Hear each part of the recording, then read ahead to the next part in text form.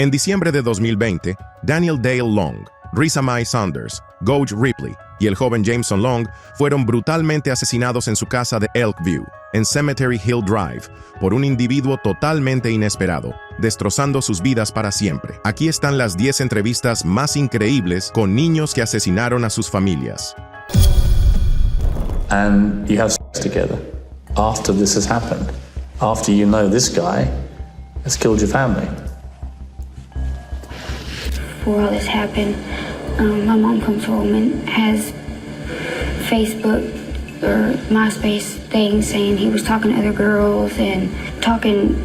Erin Caffey, una chica de coro de 16 años de comportamiento apacible, conmocionó a todo el mundo al idear un escalofriante complot en el que toda su familia fue brutalmente asesinada. Nacida el 27 de julio de 1991 en Alba, Texas, Erin Michelle Caffey era la mayor de 3 hermanos: Matthew, también conocido como Bubba, de 13 años, y Tyler, de 8 años. Sus padres, Terry y Penny Caffey, vivían en una cabaña apartada. Terry era pastor y Penny trabajaba en el coro de la iglesia. Sin embargo, la vida de Erin dio un giro radical en 2004, cuando fue expulsada del instituto Rains Junior High tras besar a una compañera de clase. Esto llevó a sus padres a retirar a sus 3 hijos de esa escuela y comenzar a educarlos en casa con un plan de estudios basado en la Biblia, rechazando las influencias culturales de la escuela. Más tarde, Erin conoció a Charlie Wilkinson, de su trabajo diario, un encuentro que cambió el destino de su familia para peor. En las primeras horas del 1 de marzo de 2008, Caffey manipuló a su novio, Charlie Wilkinson, junto con sus amigos Charles Wade y Bobby Gale Johnson, para ejecutar el brutal asesinato de su familia. Armados con una pistola del calibre 22 y una espada samurái, los intrusos entraron en la casa, donde Charlie y Charles dispararon a Terry y Penny mientras dormían. Cuando el arma se encasquilló, Charles utilizó la espada para decapitar a Penny, mientras que Matthew recibió un disparo y Tyler fue apuñalado. A continuación, los atacantes prendieron fuego a la casa, pero por algún milagro, Terry sobrevivió. En una entrevista con Piers Morgan, Erin reveló con detalle, sobre todo, la enmarañada red de motivos detrás del crimen. Durante su interrogatorio, se descubrió que había sido Erin quien había dado instrucciones a Charlie para que se deshiciera de sus padres, ya que afirmaba que su madre la había estado maltratando. Charlie, intensificado por sus sentimientos hacia Erin, afirma que sus acciones fueron motivadas por el amor y el deseo de proteger a Erin de los abusos percibidos. También reveló que el asesinato de su familia era algo sobre lo que ella y su novio bromeaban a menudo, pero el horror no se detiene ahí. En una escalofriante muestra de absoluto desprecio por su familia, llegó a mantener relaciones sexuales con su novio después de que hubieran asesinado a toda su familia. Es como si el acto íntimo fuera su recompensa por seguir adelante con su siniestro plan. Lo más inquietante de la entrevista es la compleja dinámica que utiliza para responder a las preguntas que se le formulan. Nunca las contesta directamente. Y lo que es peor, Erin sigue sin darse cuenta de las consecuencias de lo que ha hecho, sin mostrar emociones ni remordimientos, que son claros signos de ser una psicópata. No. Did you mastermind this crime? Were you the motivating force behind this happening?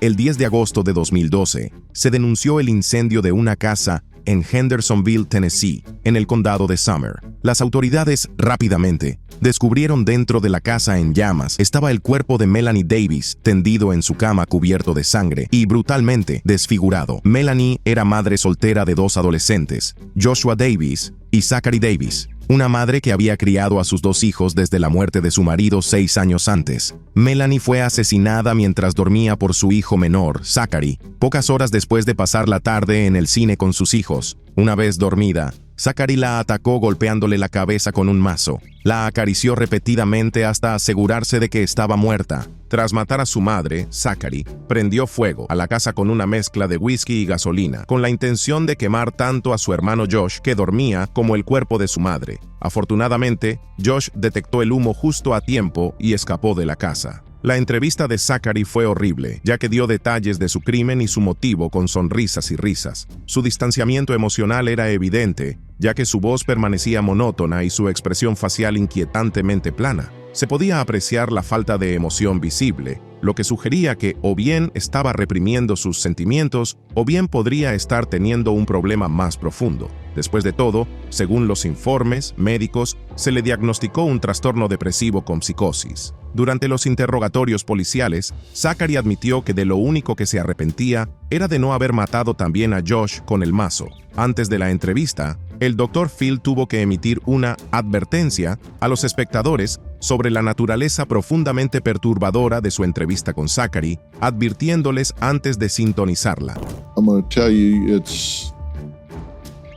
you may not want to watch it, so it's very brief, but if you want to look away and just listen, you can do that.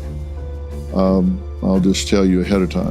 Cuando se le pregunta por qué decidió matar a su madre, Zachary le dice al Dr. Phil que no estaba cuidando de su familia y luego describe, en detalle, cómo fue la escena del crimen. Mientras habla de cómo sonó cuando golpeó a su madre repetidamente con un mazo, sonríe satisfecho. Podía oír el martillo golpeando su cabeza. Era un ruido húmedo, explicó soltando una carcajada. El Dr. Phil, obviamente un poco desconcertado por la risa inapropiada, le preguntó a Zachary, ¿te reías cuando la golpeabas? A lo que él respondió que sí cuando se le preguntó por qué se reía. Zachary simplemente respondió, simplemente pensé que se lo merecía. Lo que hace que su entrevista sea aún más inquietante es que Zachary nunca ha mostrado ningún remordimiento por el brutal acto. De hecho, cuando lo recuerda parece que no pudo evitar sonreír.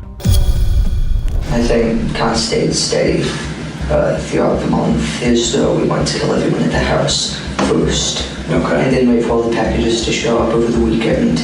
Esta es una entrevista a dos hermanos que hicieron planes específicos para asesinar brutalmente a personas de 5 en 5 mientras se embarcaban en un viaje hacia la fama, de convertirse en asesinos en serie. Desgraciadamente, decidieron empezar matando a toda su familia un día antes de comenzar su matanza. Nacieron en el seno de una familia 9 miembros. David y April Bever eran sus padres. Tenían 2 hermanas, Crystal Bever de 13 años y Victoria que tenía 4. También tenían otros 2 hermanos, Daniel de 12 años y Christopher de 10, y una niña de 2 años, Autumn. Robert tenía 18 años mientras que Michael tenía 16 cuando se interesaron por Voodoo y Rampage en 2015. El 23 de julio de 2015, 5 miembros de la familia Bever fueron asesinados en Broken Arrow, 709 Magnolia Court, Oklahoma. Solo sobrevivieron el niño de 2 años, que estuvo dormido todo el tiempo, y Crystal, de 13 años. Michael Bever describe con detalle de cómo comenzó esta ambición y cómo eliminan a toda su familia. Parece fascinado mientras habla con los detectives, mostrando una actitud tranquila y sin remordimientos, aunque de una manera realmente fría, más bien como si estuviera manteniendo una interesante conversación con sus amigos. Explica cómo llevaron a cabo su misión y los planes posteriores que tenían. Un chico frío pero inteligente, literalmente podía sentir su asombro. Michael explica que Robert dejó su trabajo en una empresa de tecnología y empezó a comprar armas, sofisticadas por cierto, y chalecos antibalas. Da detalles y explica que no fue hasta el 30 de junio cuando Robert pudo conseguir un vendedor de armas, ya que todo lo demás lo compraba en eBay y Amazon. Michael también revela que tenían un diario donde guardaban sus planes, mientras que Robert escondía el diario bajo la almohada. Y sus motivos son tan inquietantes como el propio crimen. Según Michael, Robert quería matar por 2 razones. Primero, su odio por la gente que piensa que la sociedad no tiene sentido. Y segundo es batir los récords de asesinos famosos como los tiradores de Columbine, que mataron a más de 15 personas, y Thomas, un tipo que disparó en un teatro en Colorado y se llevó por delante a más de 12 personas. El objetivo de Robert era reunir 50 vidas humanas. Mientras tanto, Michael estaba emocionado. Dijo que disfrutaba con la idea de matar a gente y en sus propias palabras dijo, es interesante. It's a Glock. Are you sure it's a Glock? It looks like a Smith & Wesson, but it also looks like a Glock. Se trata de una entrevista convincente de un joven de 16 años con graves muestras de tendencias sociopáticas, desde mostrarse negador en la fase inicial del interrogatorio hasta demostrar un sofisticado conocimiento de las armas de fuego. Nacido el 17 de junio de 2004, Gavin Smith, del condado de Kanawha, Virginia Occidental, fue declarado culpable del asesinato de toda su familia, incluido su hermano, que aún estaba en la cuna. Gavin vivía con su madre Risa Mae Saunders, su padrastro Daniel Dale Long y sus 2 hermanos menores Gage Ripley y Jameson Long en Elkview. Virginia Occidental, hasta su horrible muerte. Gavin se había tomado su tiempo, tuvo días y semanas para idear su plan de matar a su familia e hizo todo esto alegando que era por amor y para pasar más tiempo con su novia Rebecca Lynn Walker, que tenía 17 años. En el momento del asesinato, llevaban unos 9 meses de relación y él seguro que consiguió la mayor motivación y aliento cuando Rebecca le instó a ejecutar sus horrendos planes sobre su familia a través de FaceTime diciendo: «Date prisa y hazlo ya». Si esto no es pura maldad, me pregunto qué lo es. Afirmó en su entrevista que él y Rebecca habían puesto fin a su relación en las redes sociales, ya que fue durante la pandemia del COVID y que por lo general hablaban en Snapchat e Instagram. Finalmente confesó el asesinato de su familia con razones, afirmando que su madre y su padrastro, a quienes disparó en la cabeza, habían abusado de él, especialmente su padrastro, ya que, según afirmó, abusaba de él sexual y físicamente. A continuación, disparó a su hermano Gage en la cabeza mientras estaba tumbado a los pies de la cama en la habitación de sus padres. Según él, el llanto de su hermano Jameson le alteró tanto que se sintió obligado a degollarlo antes de dispararle también en la cabeza cuando aún estaba en la cuna. Los cadáveres fueron descubiertos por amigos preocupados de la familia que, tras infructuosos intentos de ponerse en contacto con ellos, acudieron a su casa y encontraron la espantosa escena días después de los asesinatos. Los detectives encontraron a Smith 4 días después del asesinato, escondido detrás de una cómoda en una habitación del tercer piso de una casa de River Haven Road, en Clendenin. Sin embargo, las prendas de vestir que llevaba encima y cerca de él dieron positivo en las pruebas de presencia de sangre.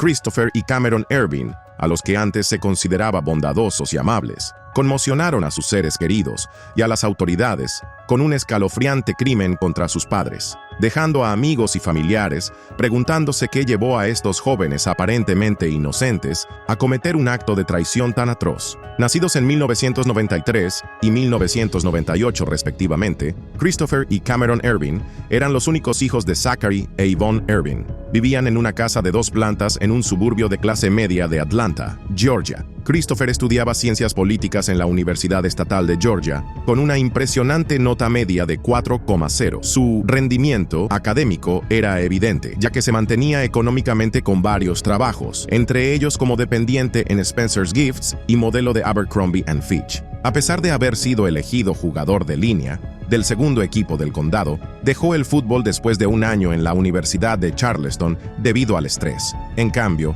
Cameron, graduado en el instituto Shiloh High School, había seguido los pasos de su hermano mayor en el campo de fútbol, pero decidió optar por la música uniéndose a una banda de música. Esta decisión, unida a su desinterés y al de Christopher por el fútbol, creó un distanciamiento entre los hermanos y su padre, Zachary. A las 4 de la madrugada del 5 de septiembre de 2015, en la quietud de la mañana, un horrible plan se pone en marcha, cambiando para siempre el destino del hogar de la familia Ervin. Christopher y Cameron Ervin, alimentados por una oscura intención, drogaron a sus desprevenidos padres durante la cena. A continuación, los hermanos se llegaron sigilosamente a su dormitorio, asfixiándolos y estrangulándolos con almohadas y bolsas de plástico. El asalto se convirtió en un frenesí brutal en el que el padre recibió varias puñaladas y la madre fue apaleada con una escopeta. En un retorcido intento de asegurar la muerte de su madre, los hermanos le cubrieron la cara con papel de seda. Pero su crueldad no se detuvo ahí. Intentaron incinerar las pruebas, prendieron fuego a la casa dejando correr el gas y encendieron velas por todas partes para ocultar su horrible acto. Milagrosamente, sus padres desafiaron las probabilidades y se aferraron a la vida, sobreviviendo al brutal asalto. It really wasn't my fault, but whatever. So ever since then, I don't know, communication is just weird. Durante el interrogatorio, los hermanos revelaron un motivo estremecedor, un resentimiento profundamente arraigado por haberse sentido ignorados en su infancia. Explicaron que sus padres estaban tan centrados en el fútbol que se sentían poco queridos y olvidados. Christopher dijo que el fútbol era el único vínculo familiar que tenían y que dejarlo decepcionó a sus padres. Cameron contó que su padre le hizo sentir que no valía nada después de dejarlo, a pesar de que volvió al deporte para ganarse su aprobación. La distancia emocional con sus padres les hizo sentirse abandonados, lo que resulta escalofriante. Los hermanos admitieron que estaban totalmente dispuestos a llevar a cabo su brutal plan hasta el final. Also, right now at 8, a 16-year-old is behind bars accused of murdering her mom and her mother's boyfriend. Police say the motive: the teen did not like their 20-year age gap.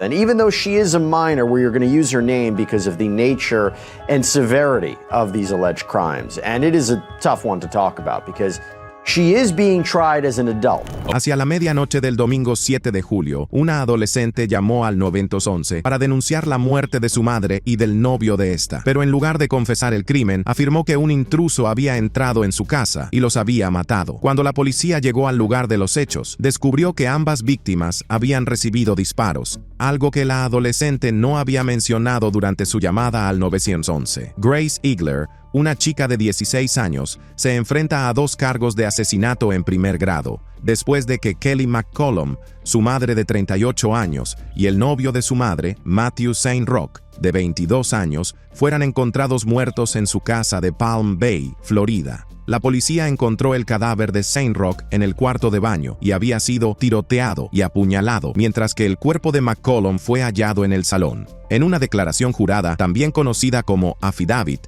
se afirma que Grace Igler dijo a su madre y al novio de esta "bienvenidos a casa" cuando entraron por la puerta principal. Afirmó que ya tenía un cuchillo que cogió de la cocina, entró en la habitación de su madre y robó el revólver del calibre 38 de su madre mientras estaban fuera. Fue entonces cuando disparó a McCollum más de una vez, antes de descargar repetidamente sobre St. Rock, mientras éste le suplicaba que se detuviera. A continuación, Igler siguió a Matthew hasta el cuarto de baño, donde se retiró y empezó a apuñalarle repetidamente, antes de volver a cargar el arma después de que él le pidiera que acabara con su sufrimiento y le disparara en la cabeza. Es tan inquietante pensar que Grace se había imaginado una película de terror en su mente y quería representarla mientras esperaba a que volvieran y los saludaba con la pistola en la mano y la navaja en el bolsillo, que debía de haber un motivo, realmente, bueno para un paso tan audaz por parte de una adolescente de 16 años. Según los agentes, Igler les contó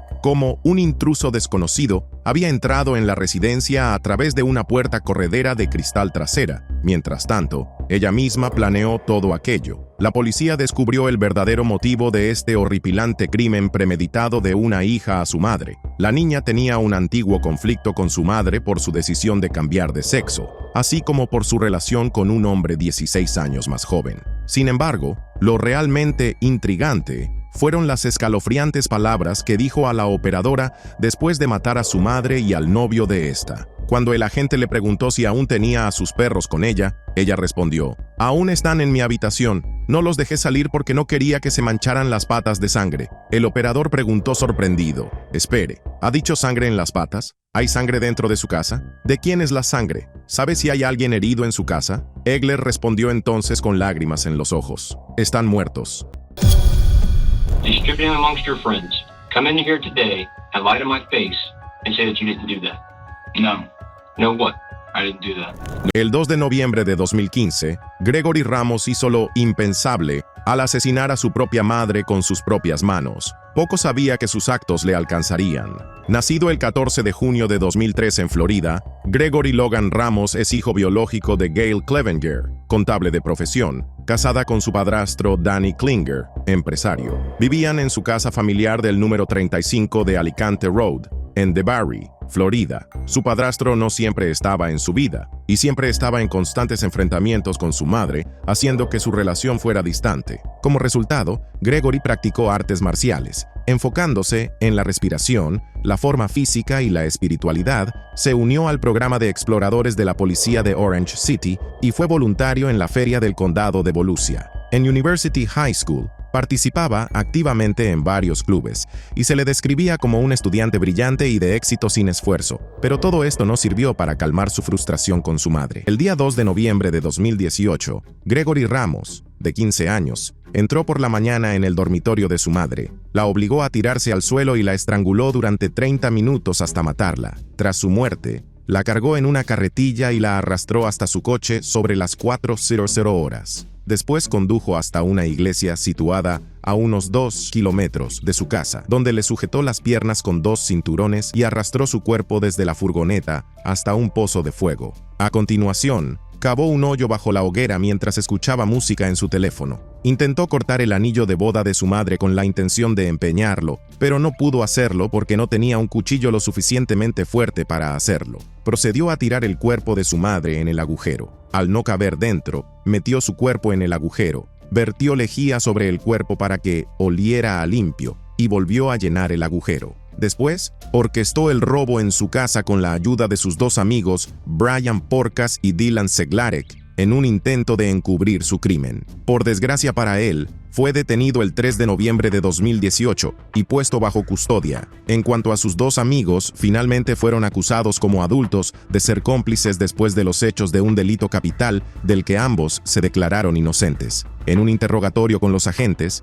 Gregory Ramos reveló los motivos que le llevaron a asesinar atrozmente a su madre e intentar robar en su casa. Reveló que estaba furioso con su madre por haberle contado a su padrastro su baja calificación, afirmando que le había abofeteado y golpeado en la cara. Según él, no planeó matarla, sino que sus actos nacieron de un impulso total. Expresó que, o bien ella se enfadó tanto conmigo un día que sacó un cuchillo de cocina y me apuñaló, o bien yo me enfadé tanto con ella que la estrangulé hasta matarla y opté por lo segundo. Lo más chocante del interrogatorio fue cuando reveló que fue a la escuela después de asesinar brutalmente a su madre y actuó como si nada hubiera pasado, realizando más tarde una llamada al 911, de la que dijo que había ganado un Grammy. Una locura despiadada. Yeah, she's my daughter. What's her name? Isabella. Is he insane?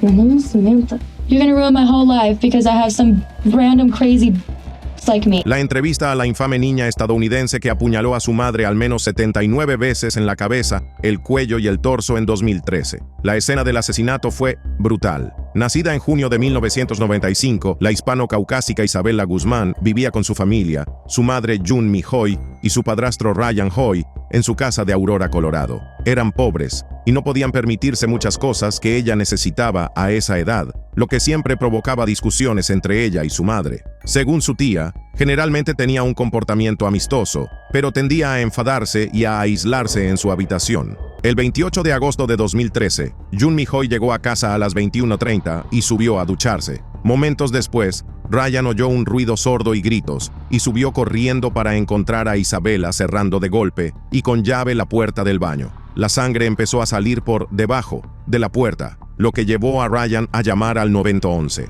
Cuando regresó, Isabella salió de la habitación. Cuando regresó, Isabella salió con un cuchillo ensangrentado y pasó junto a él en silencio. Ryan entró corriendo y encontró a su mujer desnuda en el suelo, con 31 puñaladas en la cara y 48 en el cuello. A pesar de sus intentos por reanimarla, murió e Isabella huyó del lugar, lo que llevó a la policía a advertir a la población de que estaba armada y era peligrosa. La encontraron a la tarde siguiente en un aparcamiento cercano, todavía con la ropa manchada de sangre. Durante el interrogatorio, Isabella actúa como si no conociera a nadie ni supiera de qué están hablando los detectives. Afirma ser otra persona llamada Samantha, que ha sido acusada por un crimen atroz cometido por Isabella, niega conocer a su padre hasta el final, mientras lleva la misma camisa que utilizó para matar a su madre. Más tarde se reveló que Isabella padecía esquizofrenia paranoide, que era la causa de sus horrendas acciones. Fue tras este interrogatorio cuando dijo que, mientras mataba a June, no sabía que era su madre.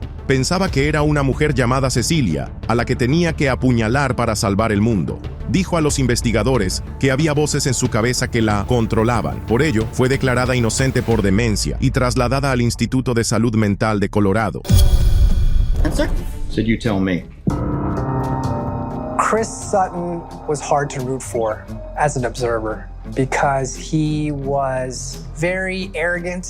Esta entrevista muestra la vida de un niño rico, con graves rasgos sociopáticos que despliega una intrincada red de codicia, engaño, derecho y traición. A una temprana edad, Christopher Sutton fue adoptado en un hogar muy confortable por Susan y John Sutton, una pareja adinerada de Coral Gables, Miami, que adoptó a 2 niños debido a la infertilidad. Vivían el sueño americano, poseían barcos y se ganaban el respeto de la comunidad como pareja poderosa. John, abogado de éxito, y Susan, esposa y madre abnegada, tenían una hermosa familia, una casa preciosa y una renta disponible decente. Supongo que se puede decir que todo era casi perfecto, pero sin que nadie lo supiera, se produjeron una serie de incidentes en los que Chris apuntó a su madre y a su hermana con una pistola descargada, amenazándolas de muerte.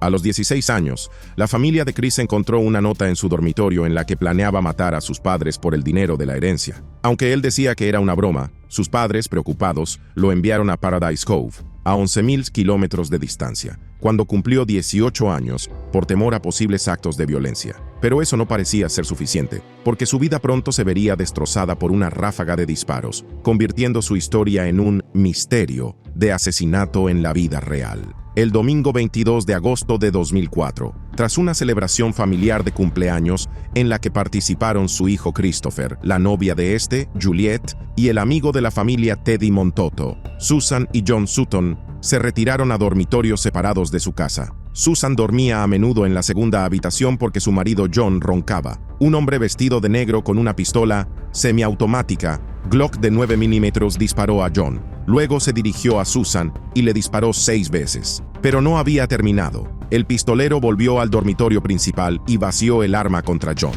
Ahora, para explicar quién era el hombre de negro, fue Christopher, el cerebro. Contrató a Garrett Cobb con la promesa de $100,000 de su herencia tras la muerte de sus padres. Congeniaron por vivir en el mismo apartamento, fumar hierba, y se les vio vendiendo y consumiendo drogas juntos. Antes del interrogatorio, Christopher presentó una entrada de cine como coartada, a pesar de la declaración de Juliette de que expresó repetidamente su deseo de que sus padres murieran y estuvo al teléfono durante toda la película, con 170 llamadas entre él y Garrett.